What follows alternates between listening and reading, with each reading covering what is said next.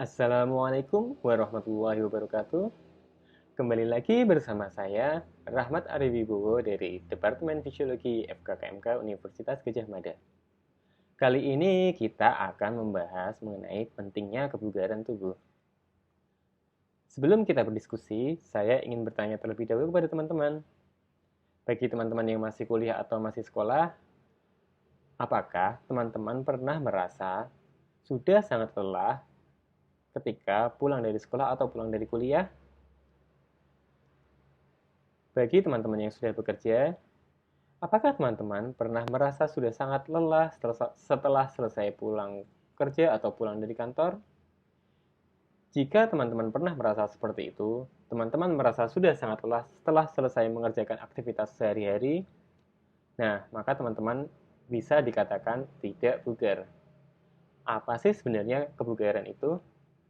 Teman-teman bisa dikatakan bugar apabila teman-teman dapat melakukan aktivitas sehari-hari dengan penuh energi dan teman-teman masih memiliki cukup energi untuk melakukan berbagai aktivitas di waktu yang senggang.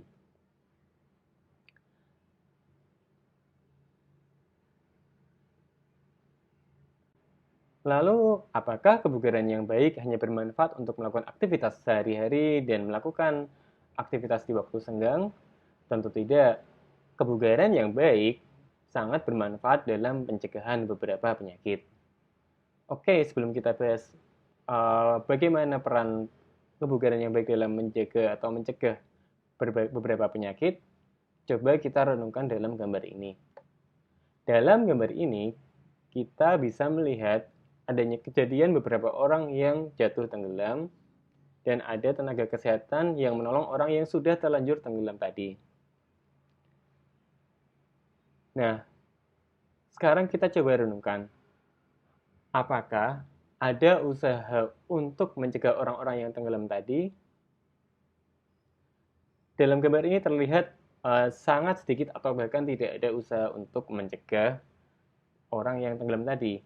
Kita terlalu banyak berfokus pada pertolongan orang yang sudah terlanjur tenggelam. Padahal, apabila kita juga memberikan fokus untuk mencegah orang yang tenggelam tadi, tentu hasilnya akan lebih optimal dan usaha yang diperlukan juga akan lebih efektif. Hal ini pula yang terjadi di dunia saat ini. Kita masih banyak melupakan pentingnya pencegahan penyakit. Hasilnya seperti apa? Mari kita lihat di slide berikutnya. Pada tahun 2009, World Health Organization atau WHO merilis ranking beberapa faktor yang menyebabkan kematian. Nah, dalam ranking ini tampak sekali terlihat 10 besar faktor yang menyebabkan kematian ini merupakan faktor-faktor yang bisa dicegah. Sebagai contoh, tekanan darah yang tinggi, kemudian merokok, kemudian kadar gula darah yang terlalu tinggi, dan inaktivitas fisik atau kurangnya beraktivitas fisik. Nah, bahkan kurangnya beraktivitas fisik ini di tahun 2009 berkontribusi dalam 6% kematian secara global atau setara dengan 3 juta kematian per tahun. Dan 600.000 diantaranya merupakan kematian prematur, artinya kematian tersebut terjadi pada usia produktif kurang dari 60 tahun. Nah, tentu hal itu sangat merugikan berbagai pihak.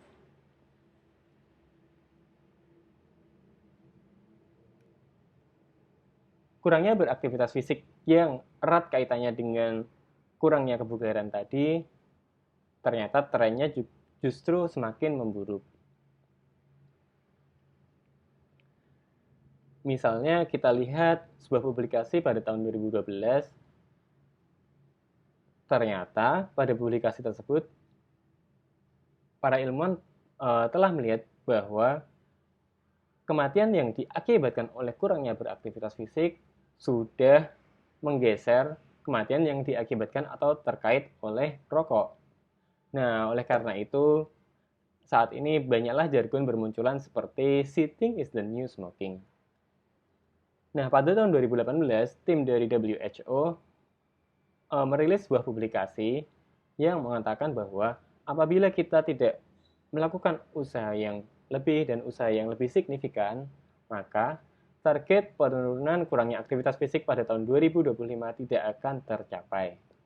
Nah, oleh karena itu, pada tahun 2018, WHO merilis sebuah statement dan sebuah rencana aksi yang salah satunya adalah di layanan primer ataupun layanan sekunder kesehatan sebaiknya memberikan layanan untuk menilai aktivitas fisik dan memberikan konseling terkait aktivitas fisik untuk meningkatkan kebugaran tubuh. Nah, oleh karena itu, teman-teman dari mahasiswa dari rumpun kesehatan, baik dokter, baik farmasi, baik keperawatan, baik teman-teman dari gizi kesehatan, semuanya yang nanti akan bekerja di layanan sekunder maupun layanan primer ini sebaiknya bisa melakukan penilaian maupun konseling terkait aktivitas fisik dan kebugaran. Nah, tadi kita sudah membahas keadaan secara global. Lalu bagaimana keadaan di Indonesia dan spesifik di Universitas Gadjah Mada? Ternyata tren penyakitnya juga tidak berbeda dibandingkan tren skala global. Kita bisa menemui peningkatan tren penyakit-penyakit yang diakibatkan oleh gaya hidup tadi, misalnya hipertensi, stroke, kanker, penyakit jantung. Ternyata jumlah kejadiannya meningkat cukup tajam dari tahun 2013 hingga tahun 2018. Nah, di UGM sendiri, kondisinya juga tidak kalah memprihatinkan. Misalnya, di Fakultas Teknik, ternyata lebih dari setengah lulusan Fakultas Teknik tidak lolos pada tes kesehatan yang mengakibatkan hambatan pada saat rekrutmen di perusahaan. Nah, begitulah di sekolah vokasi. 8 dari 22 mahasiswa ternyata juga terkendala dalam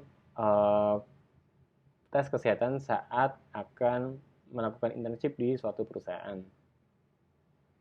Hal yang serupa juga terjadi pada staf dan dosen. Ada beberapa staf dan dosen yang meninggal di usia produktif diakibatkan karena penyakit-penyakit tidak menular yang tadi bisa dicegah dengan gaya hidup yang lebih baik. Nah, oleh karena itulah sangat penting bagi kita untuk memperhatikan aktivitas fisik dan kebugaran tubuh kita.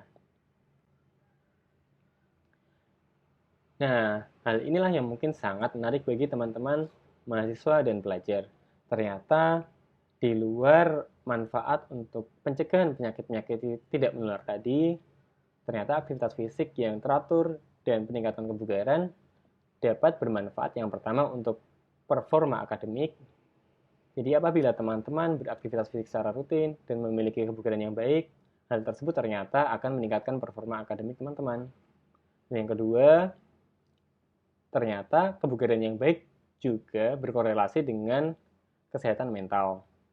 Bahkan, kebugaran yang baik ternyata dapat mencegah kejadian beberapa masalah mental di kemudian hari. Nah, bagaimana? Pasti teman-teman setelah ini akan sangat bersemangat untuk beraktivitas fisik secara rutin dan meningkatkan kebugaran. Sampai di sini materi kali ini, sampai jumpa pada materi berikutnya.